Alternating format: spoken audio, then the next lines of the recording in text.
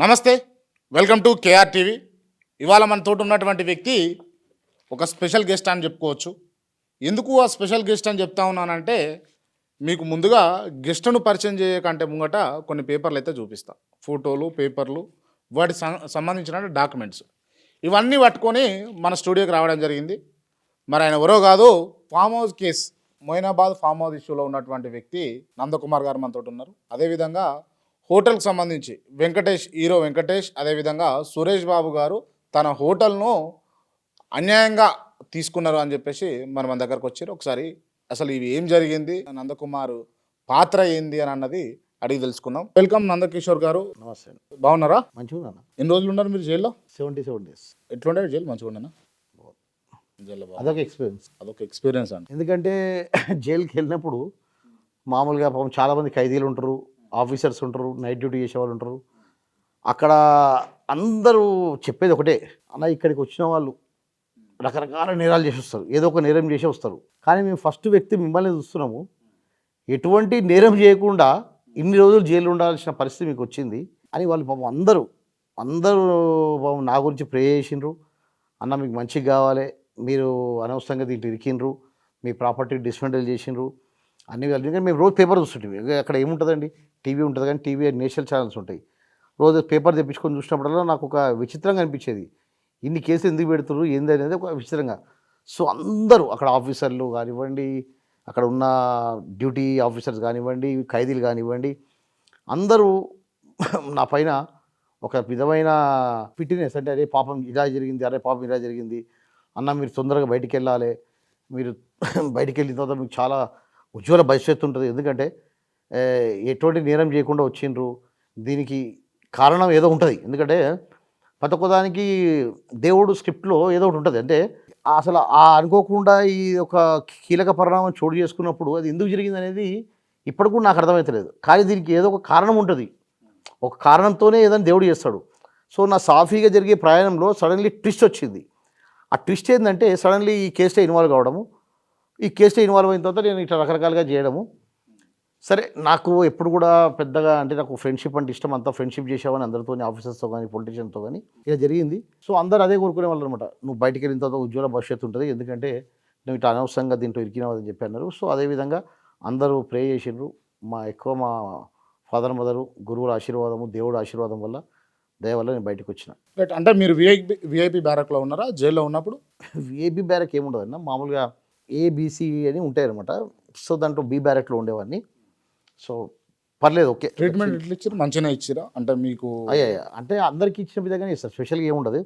కానీ నాకు చాలా రిస్ట్రిక్షన్స్ ఉండే, ఎందుకంటే నాది హై ప్రొఫైల్ కేసు కాబట్టి నా మీద చాలా రిస్ట్రిక్షన్స్ ఉండే.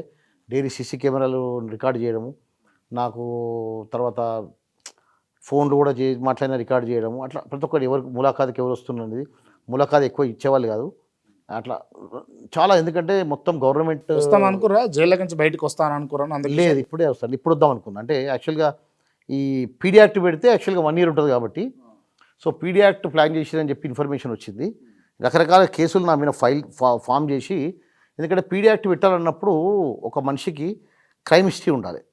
సో నేను బయట ఉన్నప్పుడు ఈ ఇన్సిడెంట్ కంటే ముందు, మొయినాబాద్ ఫామ్ హౌస్ కంటే ముందు ఎటువంటి నా మీద ఒక్క కేసు కూడా లేదు. సడన్లీ ఇన్ని కేసులు ఎలా వచ్చాయి? సో ఇన్ని కేసులు పెట్టాలంటే దానికి ఒక గ్రౌండ్ ప్రిపేర్ చేయాలి, ఎందుకంటే పీడీ యాక్ట్ గురించి లీగల్ వాళ్ళు ఒప్పుకోరు కాబట్టి. దానికి గాను వాళ్ళు రకరకాలుగా నా మీద డ్రగ్స్ కేసు పెట్టారు, ఎన్డీపీఎస్, SC/ST కేసు పెట్టారు, ఎక్స్టార్షను, చీటింగు, రకరకాల కేసులు పెట్టి, ఎన్నో కేసులు పెట్టి దానిలో వాళ్ళు ఇది చేశారు. సో అయినా కూడా బై గాడ్ గ్రేస్ అది సక్సెస్ కాలేదు. ఎందుకంటే సక్సెస్ కాకపోవడం కారణం ఏంటంటే లీగల్ టీం వాళ్ళు ఒప్పుకోలేదన్నమాట. ఎందుకంటే అతనికి ఎలాంటి క్రైమ్ హిస్టరీ లేనప్పుడు సడన్లీ మీరు జ్యుడిషియల్ కస్టడీలో ఉన్నప్పుడు ఇన్ని కేసులు పెడితే కోర్టు ఒప్పుకోదు అని చెప్పి. ఎందుకంటే జ్యుడిషియల్ ఇప్పుడు ప్రతి ఒక్కదానికి ఉంది కానీ, మన ఇండియాలో గొప్పతనం ఏంటంటే జ్యుడిషియల్ సిస్టమ్ ఉంది.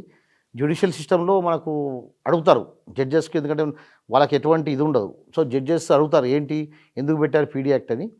సో దానివల్ల దేవుని వల్ల బయటపడ్డానండి. అదొకటి, ప్లస్ ఈడీ కూడా వచ్చింది, అప్పుడు విచారించింది. అంతలోనే నా case, MLA farm house case సిబిఐకి మార్చడం జరిగింది. మార్చినందుకు కాబట్టి అక్కడ నుంచి మాకు రిలీఫ్ దొరికింది. అక్కడ నుంచి బయటకు అసలు మీకు ఆ నలుగురు ఎమ్మెల్యేలకు సంబంధం ఏముంది? నాకు నలుగురు ఎమ్మెల్యేకి ఏం సంబంధం లేదండి. నాకు ఒకటే ఎమ్మెల్యే నాతో ఫ్రెండ్షిప్, అంటే వాళ్ళతో ఫ్రెండ్షిప్ ఉంది, బట్ అంత క్లోజ్ కాదు. బట్ పైలట్ రెడ్డి నేను కొద్దిగా బాగా 10 సంవత్సరాల నుంచి ఫ్రెండ్స్, బాగా పరిచయం అంటే ఏ విధంగా? బాగా పరిచయం. అంటే వాళ్ళ తమ్ముడా మీకు వాళ్ళ తెలుసు? బ్రదర్, మేము అంతా బిజినెస్ పార్ట్నర్స్. రియల్ ఎస్టేట్, ఏం బిజినెస్ చేస్తుండే మీరు? మేము రియల్ ఎస్టేట్, క్రష్, రకరకాల రియల్ ఎస్టేట్, ఎప్పుడైనా ప్లాటింగ్స్, ఏదైనా ల్యాండ్ వచ్చినప్పుడు వాళ్ళకి చెప్పడం, వాళ్ళకి ఇన్ఫ్లుయెన్స్ ఉంటుంది కాబట్టి వాళ్ళతో అలా బిజినెస్ చేస్తుండే. తర్వాత పాన్ మసాలాలో పార్ట్నర్షిప్ అయింది వాళ్ళకు మాకు. పాన్ మసాలా అంటే? అదే మాణిక్చంద్ అనే ఒక పాన్ మసాలా ఉందండి, దాంట్లో మేము పార్ట్నర్షిప్ తీసుకున్నాం. సో వాళ్ళేం పెద్దగా దాంట్లో ఇన్వాల్వ్ అయ్యే కాబట్టి వాళ్ళు ఎంబడి ఉంటారు కదండి, కొంతమంది వాళ్ళ మీద వ్యక్తులు, ఆధారపడే వ్యక్తులకు వాళ్ళు ఉపాధి కల్పిద్దామని చెప్పి తీసుకున్నారు. తర్వాత 1.5 year తర్వాత వాళ్ళు ఎగ్జిట్ అయిపోయారు. మేము చెయ్యం ఈ బిజినెస్, ఎందుకంటే పొలిటికల్గా ఉన్నప్పుడు చేయకూడదు ఈ బిజినెస్ అని వాళ్ళు కంప్లీట్గా డ్రాప్ అయిపోయి నాకే ఇచ్చి ఇది అమ్మేయండి, లేదంటే మీరు చేసుకోండి, నాకు వద్దు అని చెప్పి వాళ్ళు డ్రాప్ అయిపోయారు. ఏంది అంటే ఆ పాన్ మసాలా బిజినెస్ చేయాల్సినంత అవసరం ఏమొచ్చింది మీకు? పాన్ మసాలా అంటే ఫస్ట్ ఆఫ్ ఆల్ అందరికీ కన్ఫ్యూజ్ ఏముంటుందండి అండి, ఎందుకంటే మన దగ్గర సౌత్ ఇండియాలో తక్కువ తింటారు. అంటే ఇంతకుముందు గుట్కా ఉండేది. గుట్కా అంటే టొబాకోతో పాటుగా మిక్స్ చేసి వచ్చేదని గుట్కా అంటారు. మామూలుగా ఇప్పుడు వక్కలు, సున్నము ఇవన్నీ చేస్తారు కదా, అది ఎటువంటి హానికరం కాదు. అది మామూలుగా మనం బయట పాన్ తిన్నట్టుగా అట్లా ఉంటుంది. So pan masala is not a injurious to health, but gutka is injurious to health. కాబట్టి గుట్కా అనేది 2013లోనే కంప్లీట్గా పాన్ ఇండియాలో బ్యాన్ చేయడం జరిగింది. తర్వాత అప్పటి నుంచి పాన్ మసాలానే వస్తుందండి. అంటే ఇప్పుడు ఈ గుట్కాకు సంబంధించి చూసుకుంటే ఆ పాన్ మసాలా ప్యాకెట్, ఇంకోటి ఉండే టొబాకో ఉండే ప్యాకెట్, రెండు కలుపుకుంటే గుట్కా అవుతుంది. అవి రెండు కూడా మీరే కదా లేదు, మనం ఉట్టి పాన్ మసాలా చేసేవాళ్ళం. పాన్ మసాలా వేస్తారు. టొబాకో ఎవరు చేస్తారు? టొబాకో బయట రకరకాల మంది చేస్తారండి. ఇప్పుడు మీకు అంటే ఒక ఫార్ములా ఉంటుంది కదా, అది ఇది కలిపి తినాలి అంటే కలిపి తినాలని కంపల్సరీ లేదు. ఇప్పుడు చాలామంది యూపీ అటు వెళ్ళినప్పుడు అందరూ డబ్బాలు చేత పట్టుకుంటారు. ప్రతి ఒక్కరు ఆఫీసర్స్ దగ్గర నుంచి, పొలిటీషియన్ దగ్గర నుంచి, అక్కడ బాగా నార్త్ ఇండియన్ అలవాటు, వాళ్ళకి అది లేకుంటే ఉండలేరు. సో వాళ్ళకి హ్యాబిచువల్ ఇదనమాట, వాళ్ళకు బాగా అలవాటు అయిపోయింది. సో వాళ్ళు వేసుకుంటూ ఉంటారు. ప్రతి ఒక్కరు లేడీస్, జెంట్స్, చాలామంది, అంటే 40-50% పీపుల్. మనుషుల వీక్నెస్లతోటి దందా చేద్దామని చూసిరా ఎట్లా? మనుషుల వీక్నెస్ కాదు. ఇప్పుడు అట్లాంటప్పుడు మరి సిగరెట్ కూడా ఉంది కదండి. ఇప్పుడు సిగరెట్ కూడా ఉంది కదా, మరి లిక్కర్ ఉంది కదా, లిక్కర్ తాగితే కిక్ వస్తుంది కదా, సిగరెట్ తాగితే కిక్ వస్తుంది కదా, మరి పాన్ మసాలా కిక్ రాదు కదండి. మనుషుల వీక్నెస్ కాదు అది. ఒక వ్యాపారము నేషనల్ వైడ్ ఉంటుంది, ఇంటర్నేషనల్ వైజ్ ఉంటుంది అని చెప్పి దాంట్లో వెళ్ళాం. కానీ మనుషులతో చేయాలనుకున్నప్పుడు మరి ఏదో లిక్కర్ వ్యాపారం చేస్తుంటాం కదండి. ఓకే, ఇప్పుడు మీకు రకరకాల బిజినెస్లు ఉన్నాయి, రకరకాల సర్కిల్ ఉంది, సినీ ఫీల్డ్లో సర్కిల్ ఉన్నాయి, అదేవిధంగా పొలిటీషియన్స్ తోటి సర్కిల్స్ ఉన్నాయి. అవునండి. అసలు ఈ నందకిషోర్ అనే వ్యక్తి ఎవరు, ఎట్లా ఏర్పడది సర్కిల్స్, ఈ రిలేషన్స్ అంతా? నేను యాక్చువల్గా మా ఫాదర్ ఫుడ్ గ్రెయిన్ బిజినెస్ ఉంది. ఓకే, సో 93 నుంచి నేను ఫుడ్ గ్రెయిన్ బిజినెస్ చేస్తున్నాను. మొత్తం కంప్లీట్గా ఈ flour mill, dal mill, oil mill సంబంధించింది వీఆర్ బల్క్ సప్లై చేసేవారం. సో 2000 ఎవరు సప్లై చేస్తుండే మీరు? రాయలసీమ, ఆంధ్ర అంతా ఒక హ్యూజ్ క్వాంటిటీలో. ఓకే, 2000 అంటే టన్నులలో మొత్తం హోల్సేల్స్కి ఇచ్చేవాళ్ళము. తర్వాత 2006లో నేను రియల్ ఎస్టేట్కు డైవర్ట్ కావడం జరిగింది. అప్పుడు మాకున్న బలరాం నాయక్ గారు ఇప్పుడు సెంట్రల్ మినిస్టర్ ఉన్నారు, వాళ్ళతో పాటుగా నేను రియల్ ఎస్టేట్ స్టార్ట్ చేశాను. తర్వాత రియల్ ఎస్టేట్లో మాకు పెద్ద కలిసి రాలేదు, అంటే కొన్ని లిటికేషన్ ప్రాపర్టీలు తీసుకున్నంత కలిసి రాలేదు. సో అప్పుడు మేము డ్రాప్ అయిపోయి మరలా నేను మా ఫాదర్ బిజినెస్కే పోవడం ఇష్టం లేక I want to start a new business. అప్పుడు ఈ హాస్పిటాలిటీ ఇండస్ట్రీని ఎన్నుకోవడం జరిగిందండి. అప్పుడు శివం రోడ్లో 2007లో నేను ఫస్ట్ సీజన్స్ హోటల్ని ప్రారంభించాను. అక్కడి నుంచి నాకు అక్కడ, ఎందుకంటే ఇప్పుడు ఫంక్షన్ చేసుకోవడానికి రకరకాల, ఎందుకంటే బ్యాంక్వెట్స్ ఉన్నాయండి అక్కడ, హోటల్, రెస్టారెంట్ అన్నీ ఉన్నాయి. సో రకరకాలమైన వ్యక్తులు వచ్చేవాళ్ళు. ఓకే, అక్కడ ఏమేదంటే నేను అందరితో ఫ్రెండ్లీగా ఉండడము, కమర్షియల్గా ప్రవర్తించకపోవడము, సరే ఎంత ఇచ్చినా పర్లేదని. తెలంగాణ ఉద్యమంలో కూడా మన హోటల్లోనే, అక్కడ యూనివర్సిటీ పక్కనే ఉండే కాబట్టి రెగ్యులర్గా అక్కడే ప్రోగ్రామ్స్ పెట్టేవాళ్ళు. మన అక్కడ లోకల్ ఎమ్మెల్యేస్ కిషన్ రెడ్డి గారు కానివ్వండి, బాబు మన ఆయన పెద్ద మనిషి కాలం చేశారు కదా, టీఆర్ఎస్, అంటే మన టీఆర్ఎస్ కాదు, తెలంగాణ ఉద్యమంలో చాలామంది అక్కడ చేసేవాళ్ళండి. వాళ్ళకందరికీ నేను సహకరించేవాడిని. ఉద్యమంలో నేను కూడా పాల్గొన్నాను. నాకు కూడా తెలంగాణ అంటే ఒక భక్తి, గౌరవం ఉంది. 2012లో కూడా తెలంగాణ బిల్ పాస్ అయినప్పుడు కూడా నేను ఢిల్లీలోనే ఉన్నాను. అక్కడంతా సెంట్రల్ మినిస్టర్లు. ఇంత భక్తి, ఇంత ప్రేమ ఉన్న వ్యక్తి నందకిషోర్ తెలంగాణ ఎమ్మెల్యేని ఎందుకు అమ్మిపియాలని చూసిండు? అమ్మిపియాలని ఏం లేదండి, నాకు జస్ట్ రోహిత్ రెడ్డి గారు పరిచయము. అప్పుడు నేను ఈ 2014లో నేను 15 వరకు అక్కడే బిజినెస్ చేశాను శివం రోడ్లో. 15లో అక్కడ నేను జూబ్లీ హిల్స్ సైడ్ బాగుంటుంది బిజినెస్ అన్నట్టుగా మేము అక్కడ హీరో వెంకటేష్ అండ్ సురేష్ బాబు దగ్గర ప్రాపర్టీ తీసుకొని షిఫ్ట్ కావడం జరిగింది. అక్కడ బిజినెస్ చేసేటప్పుడు ఇంకొద్దిగా ఎలైట్ క్రౌడ్ పరిచయం అయింది. సో చాలామంది IPS officers, IAS officers, bureaucrats, చాలామంది పొలిటీషియన్లు పరిచయం చేయలేదు. సో అప్పుడు అక్కడ నేను పడంచెర్లో జిఎంఆర్ కన్వెన్షన్ అని మైపారెడ్డి గారిది, ఇక్కడ నోమా యాదగిరెడ్డి గారిది, ఇవన్నీ కన్వెన్షన్స్ లీజ్ తీసుకోవడం జరిగింది. లీజ్ తీసుకొని చేస్తున్నప్పుడు ఈ ఈవెంట్స్, ఫుడ్డు, ఈ ఇండస్ట్రీలో వాళ్ళకి ఎవరి ఇంట్లో మ్యారేజ్ అయినా ఏదైనా పెద్ద ఎత్తుగా ఏదైనా కూడా నందకిషోర్ సప్లై చేస్తాడు. సప్లై అంటే ఆర్గనైజ్ చేసేవాడిని మొత్తం. సప్లై అంటే నా కింద చాలామంది ఉంటారు కాబట్టి అందరికి ఎవరు వాళ్ళకి ఇచ్చేసి ఒక ఆర్గనైజర్ చేసేవాడిని.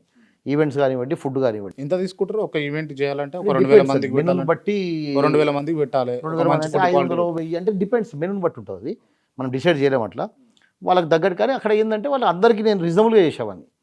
సో అలా నాతో ఫంక్షన్ అయిపోయిన తర్వాత కూడా వాళ్ళు ఫ్రెండ్షిప్ చేసేవాళ్ళు. ఎస్పెషల్లీ ఏంటంటే జూబ్లీ హిల్స్లో సెంటర్లో ఉన్నా కాబట్టి వచ్చినా పోయినా అందరు అక్కడికి రావడము, సాయంత్రం పూట అలా కాసేపు అక్కడ కాఫీ టీ కూర్చోవడము, ఎప్పుడైనా డిన్నర్ రావడము. నేను కూడా అందరిని ఇన్వైట్ చేసేవాడిని, రండి అన్న అని చెప్పి. ఎందుకంటే నాకు ప్యాషన్ అనమాట, పిఆర్ అనేది ప్యాషన్. సో ఈ పిఆర్ ప్యాషన్లో ఈ ఇది ఇన్సిడెంట్ జరిగింది. సో అక్కడ ఎమ్మెల్యేలలో నాకు రోహిత్ రెడ్డి గారు ఒకరు పరిచయం, మిగతా వాళ్ళు కూడా హర్షవర్ధన్ రెడ్డి గారు. మీరు ఎందుకు తీసుకుపోయారు? స్వామీజీలతోటి పూజలు చేయించడానికి ఇట్లా? యాక్చువల్గా అదే కాన్సెప్ట్ పూజల గురించే ఉండేయండి.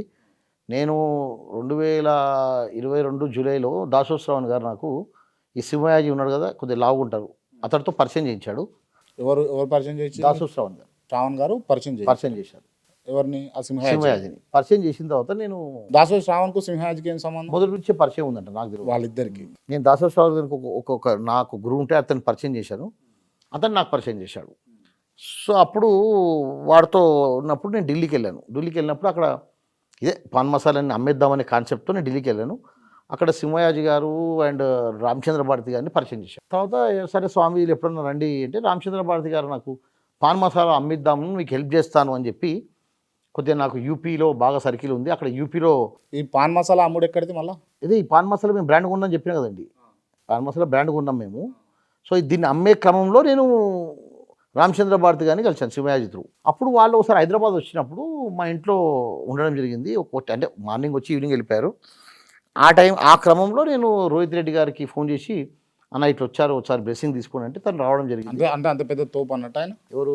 ఆ సింహయాజీ అన్నట్టు ఆయన తోపు అంటే ఏం లేదండి, వాళ్ళు ఏదో గురువులు, ఆయన ఏదో మంత్రరాజ పీఠం అని చెప్పి ఏదో పీఠం ఉంది తిరుపతిలో అని చెప్పిండు. ఈయనకు కూడా ఏదో గోశాల ఉంది, నేను కూడా గోవులకు సేవ చేసుకుంటాను అది ఇది అని చెప్పిండు. సరే మన హిందూ ధర్మం. రోహిత్ రెడ్డి గారిని ఒక్కరిని పిలిచారు, మీకు ఫ్రెండ్ సర్కిల్ ఉన్నది, ఫ్యామిలీ. రోహిత్ రెడ్డి గారు రావడం జరిగింది. మిగతా ముగ్గురు ఇక్కడండి రోహిత్ రెడ్డి గారు రావడం జరిగింది. అయిన తర్వాత అక్కడ పరిచయం చేయించాను. పరిచయం చేసిన తర్వాత రోహిత్ రెడ్డి వెళ్ళిపోయారు. రోహిత్ రెడ్డి గారు ఆ బ్లెస్సింగ్ తీసుకొని వెళ్ళిపోయారు.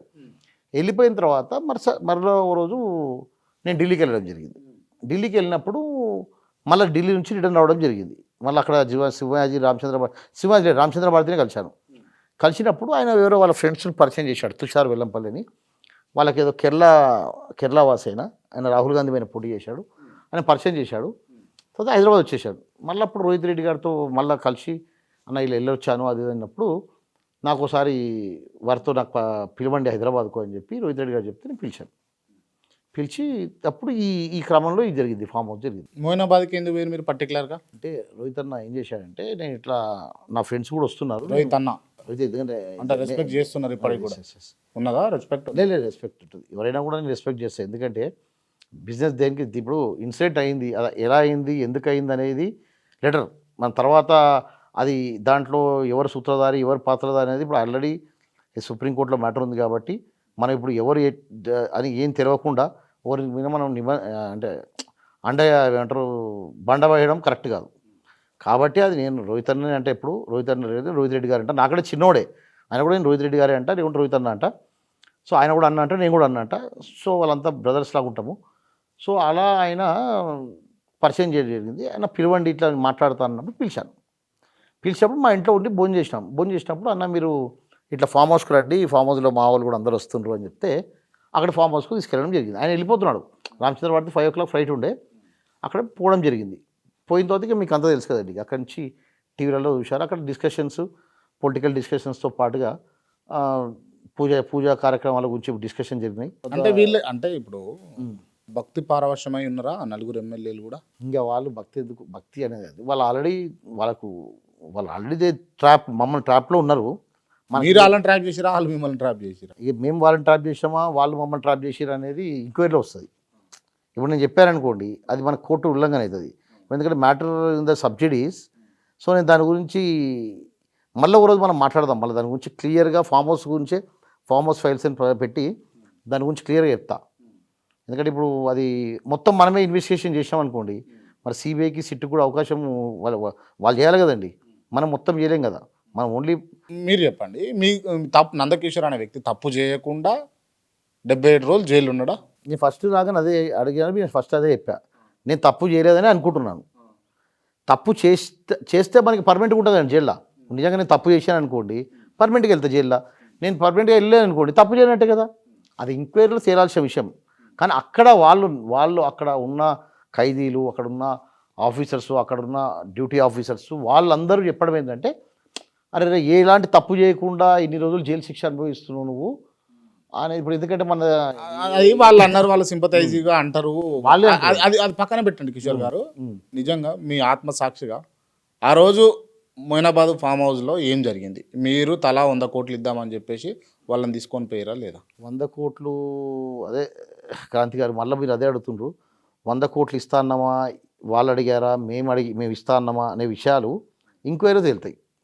ఓకే, ఎందుకంటే అక్కడ రికార్డర్స్ ఉన్నాయి, రికార్డర్ చేశారు, సీసీ కెమెరాలు ఉన్నాయి. సీసీ కెమెరాలు ఎవరు రికార్డ్ చేసిరు అదంతా? అక్కడ వాళ్ళు ఆల్రెడీ ప్రీ ప్లాన్ కదండి. అది ఒక ట్రాప్ అన్నప్పుడు ప్రీ ప్లాన్ ఉంటారు కదా. ప్రీ ప్లాన్ అన్నప్పుడు మొత్తం కెమెరాలు పెట్టారు కదా. నందకిషోర్ ఎవరు అసలు? Who is Nandakumar is business man, అందరితో ఫ్రెండ్లీగా ఉండే ఒక వ్యక్తి నందకుమార్. అంటే మిమ్మల్ని ట్రాప్ చేయాల్సిన అవసరం వాళ్ళకేమున్నది? ఒకవేళ మిమ్మల్ని వాళ్ళే ట్రాప్ చేసిరు అనుకుందాం ఒక నిమిషం, వాళ్ళకేముంది? వాళ్ళకి ఏముంది అంటే అండి, అప్పుడు మునుగోడు ఎలక్షన్స్ ఉన్నాయి. మునుగోడు ఎలక్షన్స్ ఉన్నాయి. అక్కడ స్టేట్కు సెంట్రల్కు సంబంధించిన ఇష్యూ. అది నా ఇష్యూ, ఎమ్మెల్యే ఇష్యూ కాదు. అక్కడ స్టేట్కు సెంట్రల్కి సంబంధించిన ఇష్యూ. సో వీళ్ళు వాళ్ళ మీద బురద చల్లడం, వాళ్ళు వీళ్ళ మీద బురద చల్లడం. తర్వాత మీకు చూశారు కదా, ఆ ఇన్సిడెంట్ తర్వాత ఒక 100 డేస్ డైలీ ఒకరి మీద ఒకరు వేసుకున్నారు. నందకుమార్ మీవాడంటే మీవాడని, లేదు బీఆర్ఎస్ అని చెప్పి వాళ్ళు ఫోటోలు తీయడము, బీజేపీ వీళ్ళు ఫోటోలు తీయడము. మళ్ళీ కాంగ్రెస్ వాళ్ళ ఫోటోలు రాలేవు. ఇంకా కాంగ్రెస్ వాళ్ళు కూడా ఉన్నారు నా ఫ్రెండ్స్. ఓకే, వచ్చినాయి, కొంతమంది వచ్చినాయి. తర్వాత చాలామంది బ్యూరోక్రాట్స్ వాళ్ళ ఫోటోలు రాలేవు. అంటే వాళ్ళకు అనువుగా ఏదనుకుంటే ఆ ఫోటో రిలీజ్ చేశారు. మిగతావి వాళ్ళకి అవసరం లేదు అంటే రిలీజ్ చేయలేదు. ఓకే, వాళ్ళకి ఎఫెక్ట్ కాకుండా, వాళ్ళ పార్టీకి ఎఫెక్ట్ కాకుండా, వాళ్ళకి ఇన్వెస్టిగేషన్కి ఎఫెక్ట్ కాకుండా వేరే వాళ్ళ మీద బురద చల్లడానికి అంటే మునుగోడు ఎలక్షన్లకు సంబంధించి మిమ్మల్ని ఒక పావులాగా వాడుకోడు అంతే. అంతకుమించి అక్కడ ఏం జరగలేదు. అదేనండి, జరిగిందా అనేది నేను చెప్తున్నా కదా. జరగలేదా అంటే ఇప్పుడు నేను జరగలేదంటారు, మీరు నమ్మరు. జరిగిందంట, మీరు నమ్మరు. నేను కొన్నా అంటే నమ్మరు, అమ్మిరా అంటే నమ్మరు. కానీ ఒక మునుగోడు మనం ఆలోచిద్దాం. ఒక మునుగోడు ఎన్నికలు, ఒక బైపోల్ అనేది ఇక్కడ నలుగురు ఎమ్మెల్యేలకు సంబంధించిన ఇష్యూకు, ఆ బైపోల్కు ఈ ఇష్యూకు సంబంధం ఏముంటుంది? అంటే ఇప్పుడు రాజకీయ లబ్ధి గురించి అంటే మీరు అక్కడ పోటీ చేసిన క్రమంలో రాజగోపాల్ రెడ్డి గారితోటో, లేకపోతే అక్కడ అప్పుడున్నటువంటి కాంగ్రెస్ కంటెస్టెంట్ పాల్వాయి శ్రీమతి గారితోటో, లేకపోతే కూసుకుంట్ల ప్రభాకర్ తోటి ఏదైనా చర్చిస్తుంటే అది ఇష్యూ కదా. అవును, ఆ మునుగోడు ఇష్యూకు అసలు ఈ నలుగురు ఫామ్ హౌస్ ఇష్యూకు సంబంధమే లేదు. అంటే అక్కడ అభియోగం ఏంటి, ఆ కేసులో అభియోగం ఏంటి? బీజేపీ సెంట్రల్ వాళ్ళు స్టేట్లోని ఎమ్మెల్యేని కొనడానికి వచ్చారు అనేది అభియోగం. ఓకే, అది అభియోగమా నిజమా అనేది తేలుతుంది కదండి ఇంటర్వ్యూలో. రైట్. సంతోష్ జీకి మీకు సంబంధం ఏమైనా ఉందా? సంతోష్ జీకి నాకు సంబంధం లేదు. మీకు బీజేపీలో ఏ లెవెల్ వరకు కాంటాక్ట్? నాకు పరిచయాలు ఉన్నాయండి బీజేపీలో, చాలా మందితో పరిచయాలు ఉన్నాయి. బట్ బండి సంజయ్ గారితో పరిచయం ఉంది, నాకు కిషన్ రెడ్డి గారితో పరిచయం ఉంది. ఎందుకంటే కిషన్ రెడ్డి గారు కానీ మీరు పరిచయం ఉందని ఒప్పుకుంటారు, కానీ వాళ్ళు ఒప్పుకోవట్లేరు. వాళ్ళు ఒప్పుకోకుండా నేను ఏం చేయను. ఇప్పుడు ఈ ఇన్సిడెంట్ అయిన తర్వాత నన్ను మా ఫాదర్ మదర్ కూడా ఒప్పుకుంటలేదు అనుకో. నేను ఆఫీసర్స్ కానీ అంటే మీకు ఎప్పుడైనా అనిపించిందా అంటే మిమ్మల్ని ఒక చారులో కరివేపాకు తీసేసినట్టు తీసేస్తారు ప్రతి ఒక్కరు, పరిచయం ఉన్న వ్యక్తులు కూడా మిమ్మల్ని? సార్ ఇప్పుడు నేను ఏమంటారు, ప్రతి ఒక్కదానికి టైం విల్ సాల్వ్. టైం చెప్తా సమాధానం. ఓకే, చారులో కరివేపాకు తీసేస్తారా లేకుంటే దానివల్ల ఇంకేమవుతుంది అనేది అక్కడ ఒక ఇన్సిడెంట్ జరిగినప్పుడు ప్రతి ఒక్కరిని భయాందోళన పెట్టినప్పుడు, నందకుమార్ అంటే ఒక మానవ బాంబులాగా చూపించినప్పుడు, నందకుమార్తో మాట్లాడితే కేసు అవుతుంది అన్నప్పుడు నేను అదే అన్నా కదండి, మా ఫాదర్ మదరు, నా వైఫ్, నా బాబు తప్ప మిగతా వాళ్ళు అందరూ అట్లే ప్రవర్తించారు. నేను ఎవరు తప్పట్లేదు, ఎందుకంటే ద సిచ్యువేషన్ అట్లా ఉంటుంది. ఎందుకంటే 160 మందిని సిట్టుకు పిలిచారు, నా ఫ్రెండ్స్ని. 10 సంవత్సరాల నుంచి నా యొక్క బ్యాంక్ స్టేట్మెంట్ తెప్పించారు. నా సప్లయర్స్ అంటే వెండర్స్ ఉంటారు కదా, చికెనోడు మటనోడు అందరితో కేసులు బుక్ చేయించారు. అక్కడ నా హోటల్ దగ్గర డిస్మెంటల్ చేసిన తర్వాత నా పార్ట్నర్స్ ఉంటారు కదా, వాళ్ళందరినీ తీసుకెళ్ళి ఈ మొత్తము టాస్క్ ఫోర్స్ ఆఫీస్లో కూర్చోబెట్టి రాత్రి 3 గంటల వరకు కేసు పెడితే పంపిస్తాం, లేదంటే లేదని చెప్పి కేసులు చేయించారు జబర్దస్తి. సో నాకు అసలు ఇంకో హైలైట్ ఏంటంటే రాజేంద్ర నగర్లో నా వైఫ్ పైన, నా పైన ఇంకొక ఇప్పుడు రేవంత్ రెడ్డి గారు వియ్యం కూడా ఉంటారు, కృష్ణారెడ్డి అని నా ఫ్రెండ్ ఇక్కడే ఉంటాడు, అతను ముగ్గురు పైన ఒక ఎస్సీ ఎస్టీ కేసు బుక్ చేశారు. హైలైట్ ఏంటంటే అక్టోబర్ 19 మేము వెళ్ళి ఎవరినో ఎస్సీ ఎస్టీ తిట్టినాం అన్నట్టుగా ఆ అక్టోబర్ 19 రోజు మేము లేలేము అసలు హైదరాబాద్లో. నేను అందుకే ఏమంటే కేసు పెట్టేప్పుడు కూడా పూర్తి ఆధారాలతో పెట్టాలి, ఎందుకంటే ఆ కేసు ఎట్లా నిలబడి. కానీ పెట్టినప్పుడు కూడా అందుకే అంటారు కదా, నకల్ మాన్యకెలేబి అకల్ రైనా అన్నట్టుగా ఆ కేసు పెట్టేటప్పుడు కూడా మేము 19 తారీఖు ముగ్గురం వేరే వేరే చోట్లు ఉన్నాం. మేము ఎట్లా తిడతామండి తిట్టాలన్నప్పుడు. ఇప్పుడు కాంతి గారు మీరు అట్ట కదండి, మీరు ఫోన్ చేసి వాళ్ళు మమ్మల్ని రమ్మన్నారంట రాజేంద్ర నగర్కు, నేను వెళ్ళానంట. వెళ్ళినప్పుడు అక్కడ నేను వాళ్ళ గారు తిట్టానంట. ఇది కంప్లైంట్. ఓకే, మరి వాళ్ళు ఎలా నన్ను పిలిచారండి? ఇప్పుడు కాంతి గారు నన్ను పిలిచారు ఇక్కడికి, మీకు నాకు ఫోన్ కన్వర్సేషన్ ఉంది, మరి నాకు వాళ్ళకి ఫోన్ కన్వర్సేషన్ ఉండాలి కదా. సరే ఇది ఇన్వెస్టిగేషన్ విషయం చెప్తున్నా, అంటే సింపుల్ చెప్తున్నా. ఓకే, మరి నేను వెళ్ళినప్పుడు సరే మనం ఇద్దరం ఇక్కడ కూర్చున్నామండి, కూర్చున్నప్పుడు మీ సిగ్నల్ నా సిగ్నల్ ట్రేస్ చేస్తే మనం మాట్లాడుతున్నప్పుడు మన ఇద్దరు సిగ్నల్ ఒక 1 అవర్ నుంచి ఇక్కడ ఉండాలి. మరి సిగ్నల్ చూపిస్తుందా నాకు?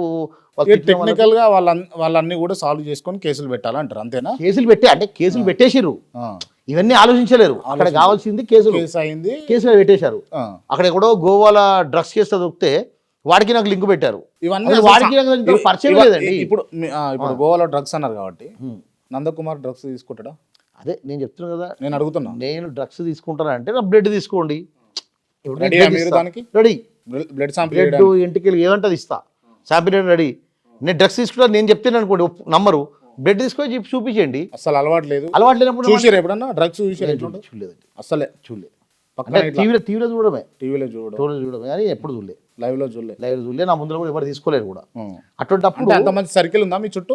చాలా మంది అంత బుద్ధిమంతులు ఉంటారా సార్? నాకు నందకుమార్ మీడియాలో ఫ్రెండ్స్ ఉన్నారు, సినీ ఫీల్డ్లో ఫ్రెండ్స్ ఉన్నారు, రాజకీయంగా ఫ్రెండ్స్ ఉన్నారు, బ్యూరోక్రాట్స్ ఫ్రెండ్స్ ఉన్నారు, అన్ని దాంట్లో మీకు అందరు ఫ్రెండ్స్ ఉన్నారు. కానీ అందరికీ మీరు ఇప్పుడు ఫ్రెండ్ అవుతున్నారా సార్? ఇప్పుడు అర్థం చేసుకునే వాళ్ళు అసలు ఇదంతా ఎందుకు అయింది అని అర్థం చేసుకునే వాళ్ళు మాట్లాడతారు.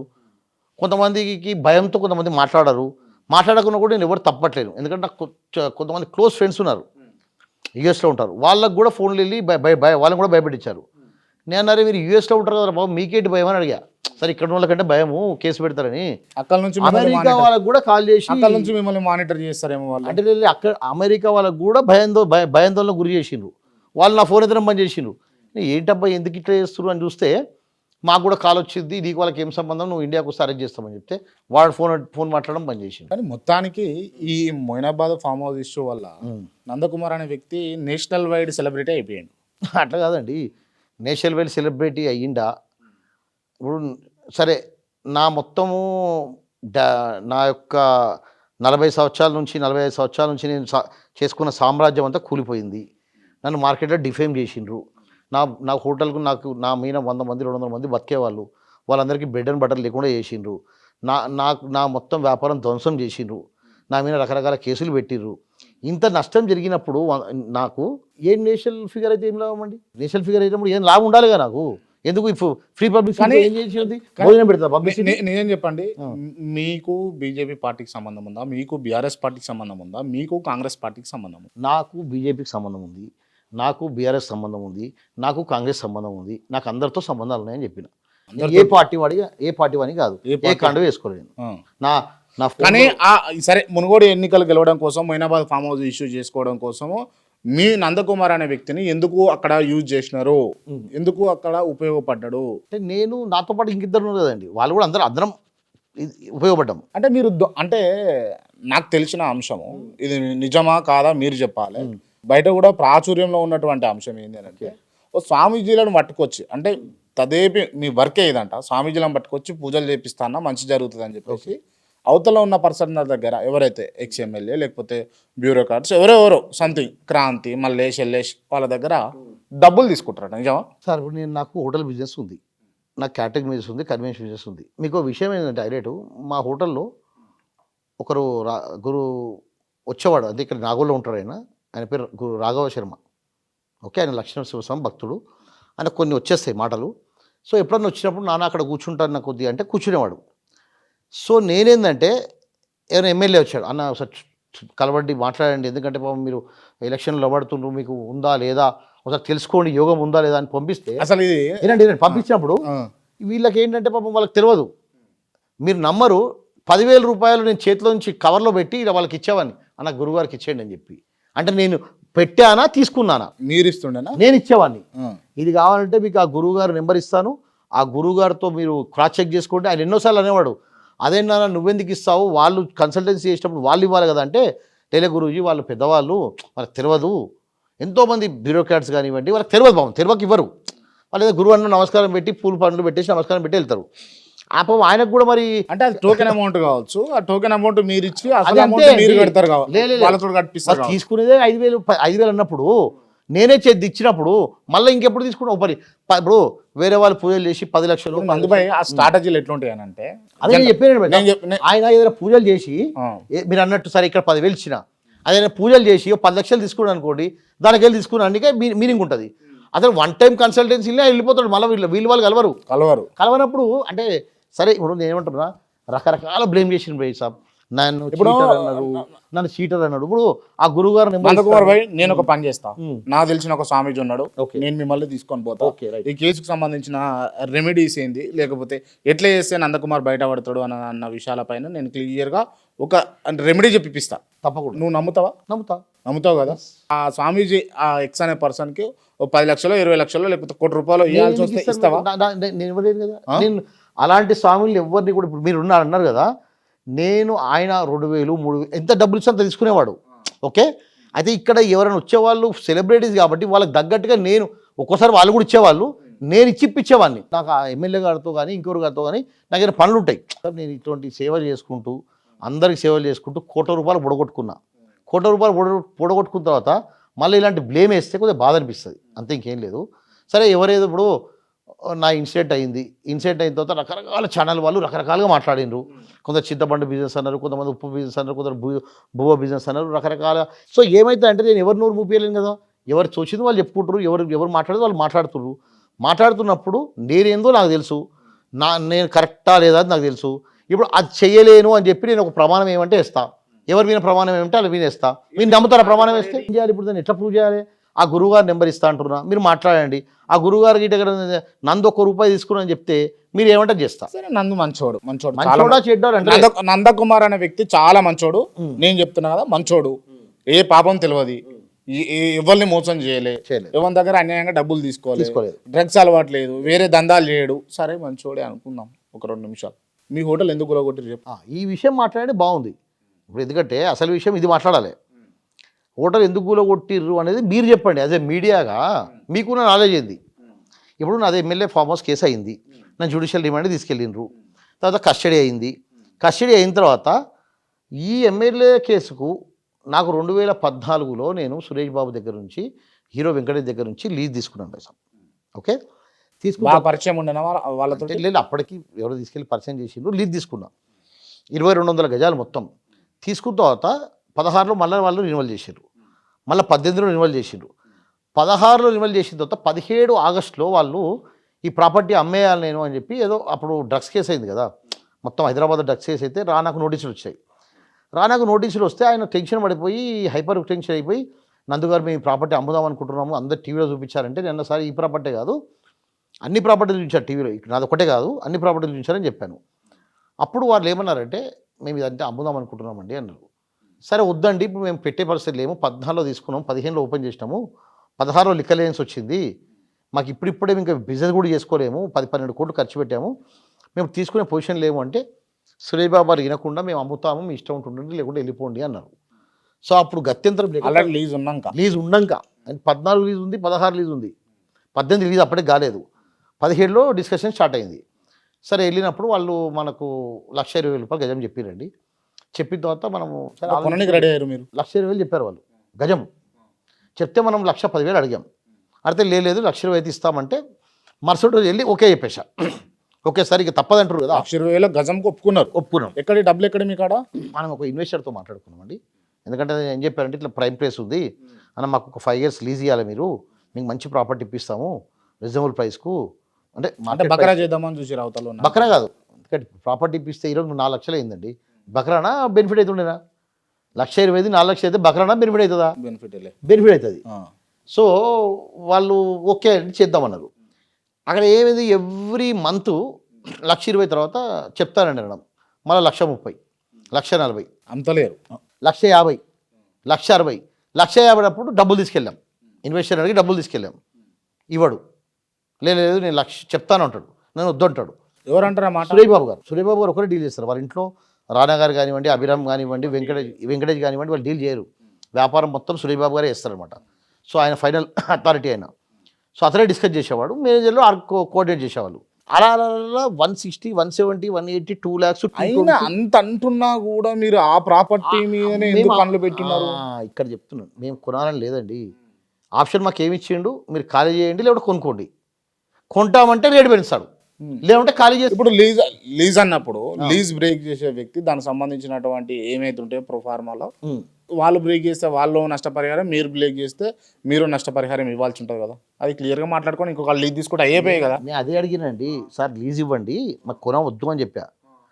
మాకు ఏదో స్కూల్స్ పెట్టాలి, ఒక ఇన్వెస్ట్మెంట్ కావాలి, మేము అమ్ముతున్నాం, మీరు కొనుక్కుంటేనేమో మీకు ఇస్తాను, లేకపోతే వేరే వాళ్ళకి ఇచ్చేస్తాను అన్నాడు. అప్పుడు మేము ఏం చేసినామంటే సరే అని చెప్పి ఇది చేసినాం. అది 120 నుంచి స్టార్ట్ అయిన డిస్కషను డైలీ ఒక రేటు పెంచుకుంటూ 220 వరకు పోయిందండి. మళ్ళీ మనము నేనన్నా నాకు లీజ్ ఉందండి, నేను నా బిజినెస్ నేను చేసుకుంటాను గట్టిగా మాట్లాడేలోపు మళ్ళీ కూర్చొని సెటిల్మెంట్ చేసుకున్నప్పుడు 180తో క్లోజ్ అయిపోయిందండి. 180తో క్లోజ్ అయిపోయింది. క్లోజ్ అయిన తర్వాత ఒకటి సురేష్ బాబు గారిది, ఒకటి వెంకటేష్ గారిది. 2 అగ్రిమెంట్ తీసుకెళ్తే మళ్ళీ ఒకటే అగ్రిమెంట్ ఇస్తానంటాడు, 2 అగ్రిమెంట్ ఇవ్వనంటాడు. సార్ ఎట్లెట్టా సార్ అంటే అప్పుడు ఏం చెప్పాడంటే ఇదే అన్నాడు, సరే ఇది బాబు ఈ ప్రాపర్టీ ఫస్ట్ ప్రాపర్టీ కొనుక్కో, సెకండ్ ప్రాపర్టీ నేను నీకు లీజ్ ఇస్తాను, ఒక 5 years లోపల మనం జాయింట్ డెవలప్మెంట్ చేద్దాం, లేకపోతే నేను మీకే అమ్ముతాను, వేరే వాళ్ళకి అమ్మను. సురేష్ బాబు గారు నేను సార్ ఇదంతా ఓకే మీరు చెప్తుండ్రు, ఈ లాస్ట్ ప్రీవియస్ 1.5 year ఎక్స్పీరియన్స్లో నేను నమ్మశక్యంగా లేదు మీ మాట, నాకు ఏదన్నా పేపర్ మీద పెట్టండి సార్ అని చెప్తే అప్పుడు ఆయన ఎంఓఏ చేయించుకురమ్మన్నాడు.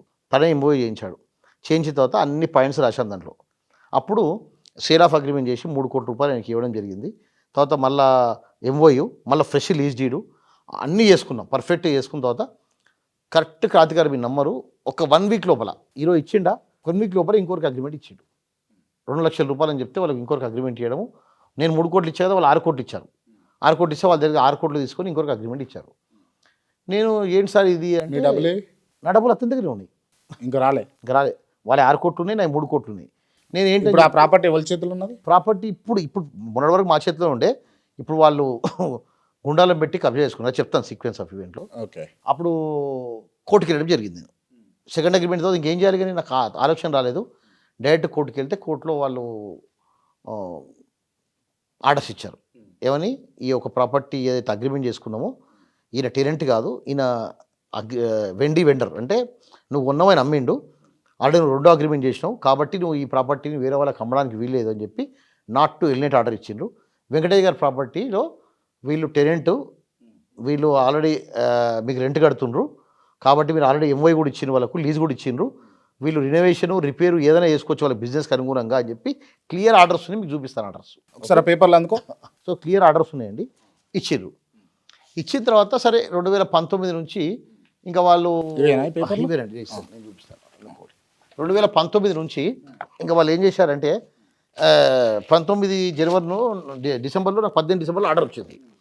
ఆర్డర్ వచ్చిన 19 నుంచి ఇంకా వాళ్ళు ఎట్టన్నా కూడా నందుని ఇక్కడి నుంచి పంపించాలి అని చెప్పి శత విధాల ప్రయత్నం చేసి 19లో కూడా జిహెచ్ఎంసీ కంప్లీట్ ఇచ్చారు. నేను వెళ్ళి హైకోర్టుకి వెళ్ళి ఆర్డర్ తెచ్చుకోవడం, వాళ్ళకి జిహెచ్ఎంసీ ఇంటర్ఫేర్ కావద్దు, ఓనర్స్ ఇంటర్ఫేర్ కావద్దని.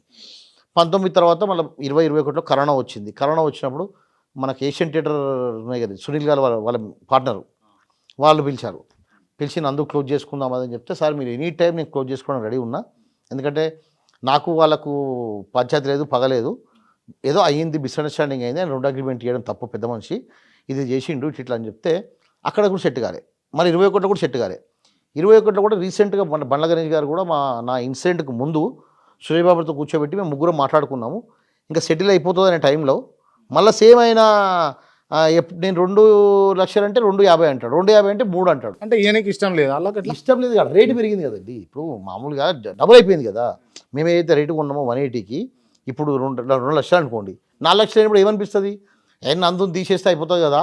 40 కోట్లు 50 కోట్లు మిగులుతున్నప్పుడు నందు ఎంతసేపు, నందుని అన్ని రకాలు తీసేయచ్చు. ఓకే, ఏదైనా ఏ విధంగానే తీసేయచ్చు. ఏ విధంగానైనా అంటే అన్ని విధాలుగా వాళ్ళకి అన్ని తెలుసు కదండి. They will manage anything. అంటే లేపే నీకు అంటే లేపేస్తారా పెడతారా అనేది ఆయన చేతులు కదండి. దగ్గర పుట్టేది మన దేవుడు పుట్టిస్తాడు, చచ్చేది ఆయనే ఉంటుంది. సో ఆయన ఎంతమంది ఎన్ని ప్లాన్ చేసినా కూడా అల్టిమేట్లీ లేపడం అనేది ఎవరి చేతి ఉంటుందండి, ఎవరి చేతి ఉండదు. సో ఇక అన్ని రకాలుగా అంటే ఇట్లా ఇబ్బంది పెట్టడము, పొలిటికల్లో ఇన్వాల్వ్ చేయడము, రకరకాలను ఇన్వాల్వ్ చేయడము చేసి ఏదో విధంగా నన్ను షార్ట్ కట్ ఎవిక్షన్ చేద్దాం అనుకుండు. అప్పుడు ఈ ఇన్సిడెంట్ జరిగింది. ఈ ఇన్సిడెంట్ జరిగినప్పుడు నా దగ్గర మొత్తం కోటాటస్ ఉన్నాయండి. నేను చూపిస్తాను. 2019 నుంచి ఇదిగోండి,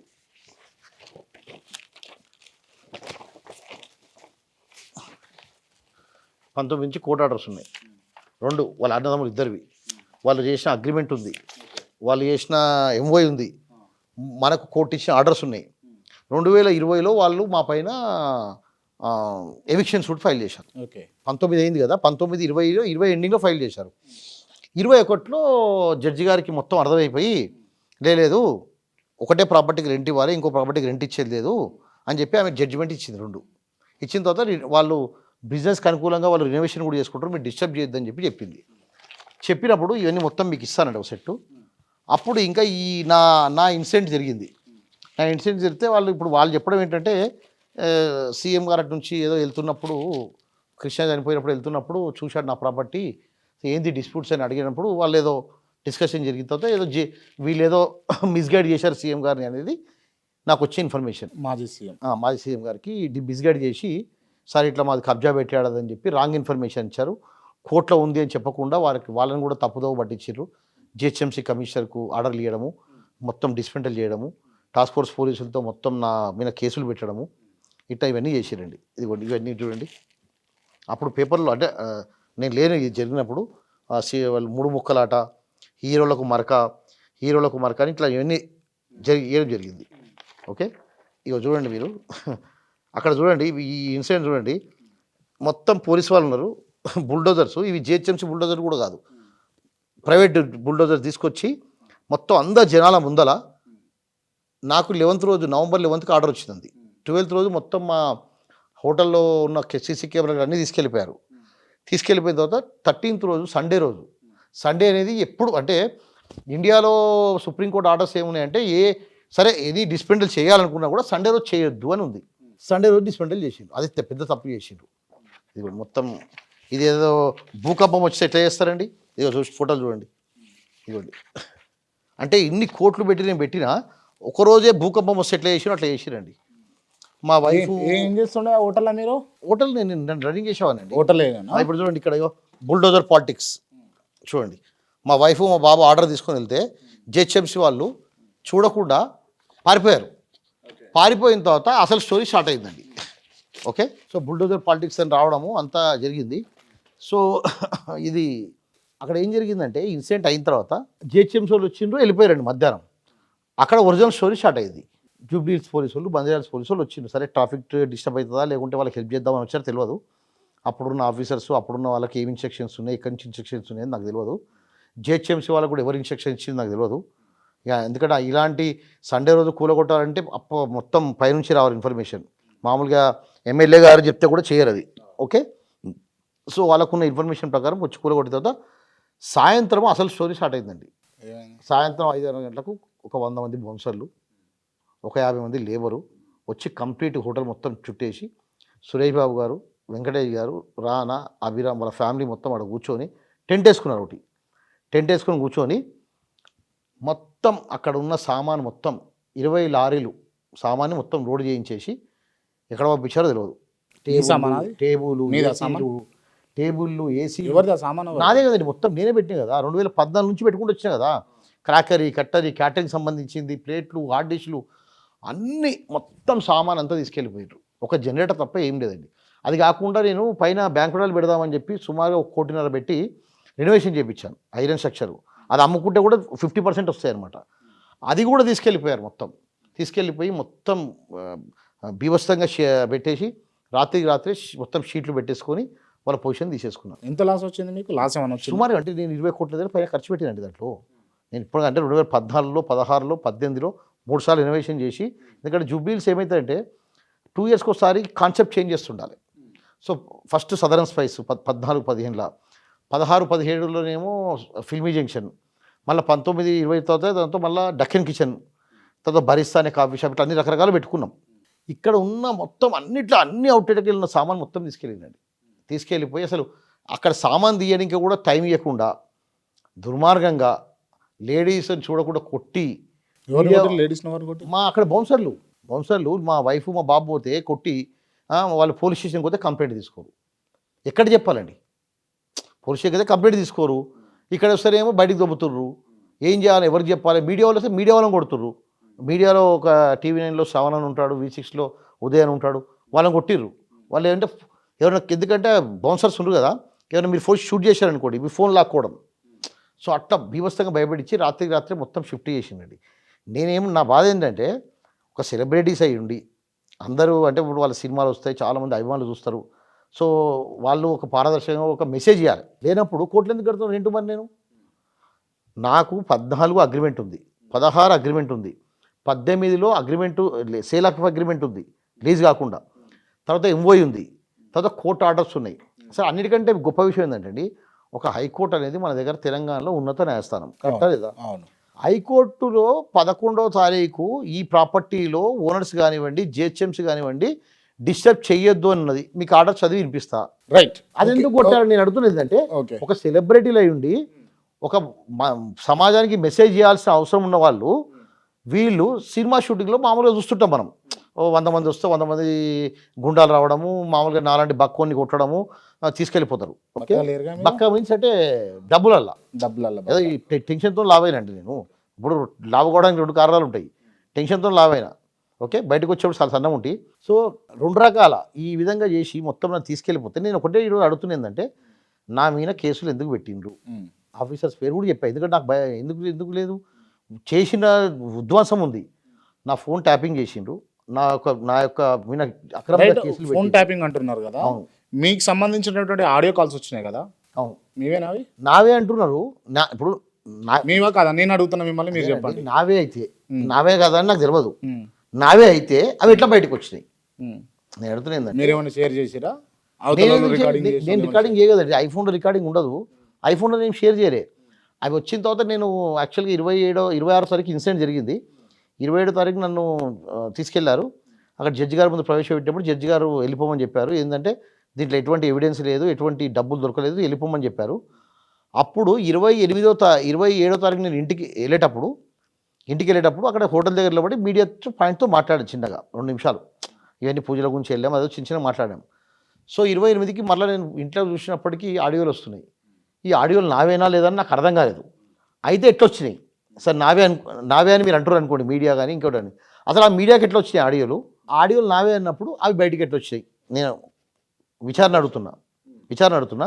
తర్వాత నా మీద కేసులు ఎందుకు పెట్టిర్రు, నా మీద పీడీ యాక్ట్ పెట్టడానికి ఎందుకు ప్రయత్నం చేసిర్రు? రియల్గా నా మీద పీడీ యాక్ట్ పడింటే ఏమవుతుండండి ఈరోజు? నా పిల్లలు నా తల్లిదండ్రులు ఏమి కావాలి? ఇప్పుడు మిడిల్ క్లాస్ అండి, మాకు మిడిల్ క్లాస్ అంటే middle class, upper middle class, high class ఉండడం మాత్రం ఆలోచనలు హై క్లాస్ ఉంటాయి, డబ్బులలో మాత్రం మిడిల్ క్లాసే. ఓకే, ఎందుకంటే ఏదైనా పెద్దగా ఆలోచిస్తాను నేను, చిన్నగా ఆలోచించా. అట్లా ఆ విధంగా ఆలోచనలో హై క్లాసు, డబ్బులలో middle class, lower middle class కదా మిడిల్ క్లాసు.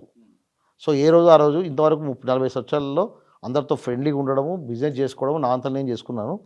నేను అడుగుతుంది ఏంటంటే, నా మీద కేసులు ఎందుకు పెట్టిండ్రు, పీడీ యాక్ట్ ఎందుకు పెట్టిండ్రు, ఇవన్నిటి మీద విచారించాలని. ఓకే, నాకు అర్థం కాని విషయం ఏంటంటే, మైనాబాద్ ఫామ్ హౌస్ ఇష్యూ ఒకటి, నందకుమార్ మీద ఉన్నటువంటి అంశం, ఇంకోటి హోటల్ కూల్చివేత. ఆ హోటల్ అంటే వాళ్ళు తీసేసుకున్నారు, వాళ్ళు హ్యాండ్ ఓవర్ చేసుకున్నారు. తప్పు కదా, ఇల్లీగల్ కదండి అది. అవి 2 ఎందుకు? అదే ఇప్పుడు ఇక్కడ ఏమైందంటే, వీళ్ళు వెళ్ళి ఏదో తప్పుడు సమాచారం చెప్పారు, నందు కబ్జాలు ఉన్నాడనే సమాచారం చెప్పారంట. ఎవరికి? సీఎం గారికి చెప్పారా? అక్కడ సీఎం గారు ఇంకెవరికని చెప్పారా? కేటీఆర్కి చెప్పారా? ఎవరికి చెప్పారో తెలియదు. ఎందుకంటే ఆ లెవెల్లో మనుషులు అయితేనే ఆర్డర్ ఇస్తే అవుతుందండి. జిహెచ్ఎంసీ కమిషనర్ కానివ్వండి, పోలీస్ కమిషనర్ కానివ్వండి, టాస్క్ ఫోర్స్ కమిషనర్ కానివ్వండి, ఎవరో మామూలు వాళ్ళు చెప్తే చేయరు. సో వాళ్ళకు తప్పుడు సమాచారం ఇచ్చి రాంగ్ ఫీడింగ్ చేసి నా గురించి, ఎందుకంటే ఆల్రెడీ వాళ్ళకు నేనంటే ఒక ఇంప్రెషన్ ఉండే అప్పుడు ఈ కేసు అయినప్పుడు, ఈ నందు ఏంటి ఇలా చేశాడనే అంటే ఉండే. సో అది కరెక్టా తప్పా అని తెలుసుకునే లోపలనే నాకు మొత్తం డ్యామేజ్ జరగాల్సినంత జరిగిపోయిందండి. నేను ఏమడుతున్నా అంటే సమాజంలో మీరు ఒక సెలబ్రిటీ అయ్యి ఉండి ఇలాంటివి చేయడం కరెక్టా? మా సామాన్లు ఎక్కడున్నాయి? నేను ఇప్పుడు అడుగుతున్నా ఏంటంటే 20 కోట్లు పెట్టాను నేను, నా 20 కోట్ల సామాన్ ఎటు పోయింది? ఆ సామానాన్ని ఇండి ఎక్కడైనా బిజినెస్ చేసుకుంటా అంటే సామాన్ ఇవ్వట్లేదు. ఎవరు చెప్పుడో చెప్పుకోపో అంటారు. ఏ గవర్నమెంట్ వచ్చినా వాళ్ళకి సపోర్ట్ అంట, వాళ్ళు చెప్పడం బయట. మాకు ఏ గవర్నమెంట్ వచ్చినా మాకు సపోర్టే ఉంటుంది. అంటే డబ్బులు ఉంటే ఏమని చేయొచ్చా అండి? డబ్బులు ఉంటే అక్రమంగా చేయొచ్చు అంటే ఎంత ఘోరమైన పని అంటే. మీకు వాళ్ళకి మించిన సర్కిల్, వాళ్ళకి మించినటువంటి రిలేషన్స్ ఉన్నాయి కదా. ఉన్నాయండి. ఇప్పుడు రిలేషన్స్ ఉండడం వేరు. వాళ్ళకు ఇప్పుడు స్వతహాగా వాళ్ళు సెలబ్రిటీసు, ఎన్నో వేల కోట్లు డబ్బులున్న వాళ్ళు. నేను వాళ్ళతో ఫైట్ చేసేంత నాకు దమ్ము లేదు, ధైర్యం లేదు. అయినా కూడా నేను న్యాయం గురించి, ధర్మం గురించి, నా ప్రాణహాని ఉందని తెలిసిన తర్వాత కూడా నేను ఫైట్ చేస్తున్నాను. ఎందుకంటే న్యాయం గెలవాలి, ధర్మం గెలవాలి. దాని గురించి రైట్. ఇప్పుడు మీరు వచ్చారు కదా, వీడికి వచ్చారు, ఇంటర్వ్యూ చేస్తున్నాం కదా. గత కొద్ది రోజుల నుంచి చూస్తా ఉన్నా, సంవత్సరం కింద జరిగినటువంటి కేసుకు సంబంధించినటువంటి అంశం అంతా గత కొద్ది రోజుల కింద మీరు మీడియా ముందుకు వచ్చి, నేను సీఎం రేవంత్ రెడ్డి గారిని కలిసి వివరణాత్మకంగా నేను వెల్లడించుకుంటాను అన్నారు కదా. తప్పకుండా రేవంత్ రెడ్డి గారు ఏమైనా అపాయింట్మెంట్ ఇచ్చారా మీకు? ట్రై చేస్తున్నాండి.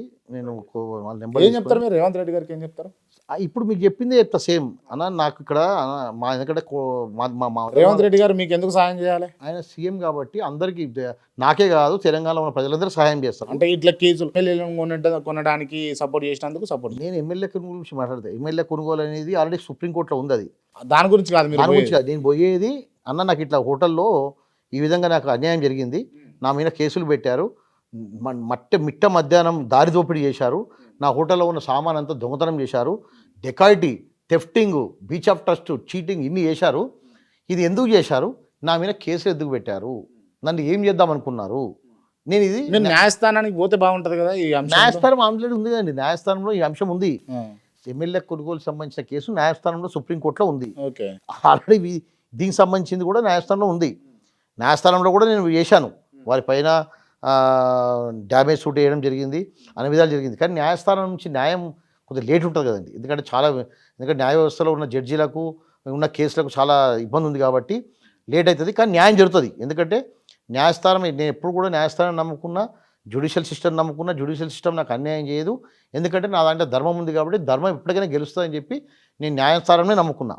కానీ నేను న్యాయస్థానం నమ్ముకున్న లోపల ఇప్పుడు ఏం జరుగుతుందంటే క్లియర్గా ఈరోజు కూడా ఆర్డర్స్ ఉన్నాయి నాకు. ఏది? Not to ఎలినేట్, not to interfere అని చెప్పి. వాళ్ళు దౌర్జన్యంగా మనుషులను పెట్టి ఇప్పుడు వర్క్ చేయించేసి వేరే వాళ్ళకి లీజ్కి ఇచ్చేద్దామని చూస్తున్నప్పుడు నేను మీడియాకు రావడం జరిగిందండి. లేకుంటే ఇప్పుడు కూడా నేను మీడియాకు రాను. ఎందుకంటే మీడియాకు అసలు మీ డిమాండ్ ఏంది? నా డిమాండ్ ఇదేనండి. చెప్పాను కదా, నా హోటల్ ఎందుకు కూల్చారు, నా మీద ఎందుకు కేసులు పెట్టారు, నాకు జరిగిన డ్యామేజ్కి ఎవరు కారణము, ఎవరు దానికి నష్టపరిహారం చేస్తారు. ఓకే, నా ఫోన్ ఇట్లా ఇక సరే, ఆ ఫోన్ ట్యాపింగ్ అనేది అది ఎమ్మెల్యేలకు సంబంధించిన కేసు, అది పక్కన పెట్టేసి ఇక్కడ వీళ్ళకి సంబంధించిన కేసులో నాకు జరిగిన అన్యాయానికి న్యాయం చేయమని చెప్పి నేను సీఎం గారిని కలుస్తాను. ఈ ఆఫీసర్స్ ఎవరైతే కేసులు పెట్టారో వాళ్ళ మీద ఎంక్వైరీ చేయమని చెప్తాను. ఓకే, వీళ్ళ మీద కూడా వెంకటేష్, సురేష్ బాబు వీళ్ళకు కూడా అసలు ఎమ్మెల్యేకి సంబంధించిన కేసులో ఏమైనా సంబంధం ఉందా అని కూడా విచారం చేయమని చెప్తాను నేను. ఎందుకంటే ఎమ్మెల్యేకి సంబంధించిన కేసులో వీళ్ళు ఎందుకు వచ్చారండి? అసలు ఆ దానికి సంబంధం లేదు కదా. అసలు ఆ ప్రాపర్టీ డబ్బులు వర్త్ 40 కోట్లు, 80 కోట్లు కావచ్చు, 100 కోట్లు కావచ్చు. 100 కోట్లు అయితే మీరు ఎవరికన్నా మరి బేరం పెట్టుకుర్రా నన్ను డ్యామేజ్ చేయాలని చెప్పి ఇవన్నీ ఎంక్వైరీ తేలుతాయి. ఈ ఎంక్వైరీ చేయమని చెప్పి నేను నా రిక్వెస్ట్ అండి. నందకుమార్ భాయ్, మీకు సినీ ఫీల్డ్లో కావచ్చు, అంటే సరే సినీ ఫీల్డ్లో ఒక కుటుంబంతో మీకు ఇబ్బంది జరిగింది అని మీరు అంటున్నారు. అసలు జరిగిందా జరగలేదా తర్వాత తెలుస్తుంది. కానీ మీకున్న సర్కిల్లో అంటే ఆఫీసర్స్ కావచ్చు, లేకపోతే ఇప్పుడు ఉన్నటువంటి కొత్తగా వచ్చినటువంటి ప్రభుత్వం కావచ్చు, ఎవరు మీకు సాయం చేస్తలేరా? అంటే మీ పైన మీ సైడ్ న్యాయం ఉంటే. నా సైడ్లో ఇప్పుడు మీరు అన్నారు కదండి, సినీ ఫీల్డ్లో చాలా మంది సర్కిల్ ఉన్నదని చెప్పి. కానీ ఏమైందంటే సినీ ఫీల్డ్లో వాళ్ళకి ఎన్నో లోపల ఇంటర్నల్ పాలిటిక్స్ ఉంటాయండి. వాళ్ళు ఎవరు కూడా ఇన్వాల్వ్ కావట్లేదు. కానీ తప్పకుండా నేను ఇప్పుడే, ఎందుకంటే ఈ 1 వీక్ నుంచే నేను మీడియా ముందుకు వచ్చాను. నేను కంపల్సరీ సీఎం గారు అపాయింట్మెంట్ కోరుకుంటున్నాను. సార్, సీఎం గారితో కలిసి దీని మీద నేను ఏమంటానంటే సమగ్రమైన విచారణ జరిపించండి సార్. ఈ విధంగా నాకు అన్యాయం జరిగింది, నా హోటల్లో ఉన్న సామాన్ మొత్తం తీసుకెళ్ళిపోయారు. అసలు ఈరోజు కూడా ఆర్డర్ ఉన్న తర్వాత జిహెచ్ఎంసీ వాళ్ళు అక్కడ ఏం చేయటచ్చు, నేను జిహెచ్ఎంసీ వాళ్ళని సంప్రదిస్తాను. అక్కడ వర్క్ ఆపమని చెప్పి తర్వాత పోలీస్ డిపార్ట్మెంట్లో ఉన్న డీజీపీ గారికి కూడా కంప్లీట్ చేయడం జరుగుతుంది. కమిషనర్ గారు కూడా కొత్త కమిషనర్ గారు కూడా బాగా కొత్త శ్రీనివాస్ రెడ్డి గారు బాగా స్ట్రిక్ట్ అని విన్నాను అని ఎలాంటి అందరికీ సహాయం చేస్తారని. సో ఇప్పుడున్న అందరూ కూడా అన్ని విధాలుగా సహాయం చేస్తారని అనుకుంటున్నాను. అందరినీ కలిసి నా గోర్ అనుకోండి, నా మొర అనుకోండి, వాళ్ళతో రిక్వెస్ట్ చేసుకుంటాను. నాకు న్యాయం చేయమని అడుగుతాను. నాకు న్యాయం జరిగే వరకు నేను పోరాడుతూనే ఉంటాను. సరే అండి, thank you so much. Thank you.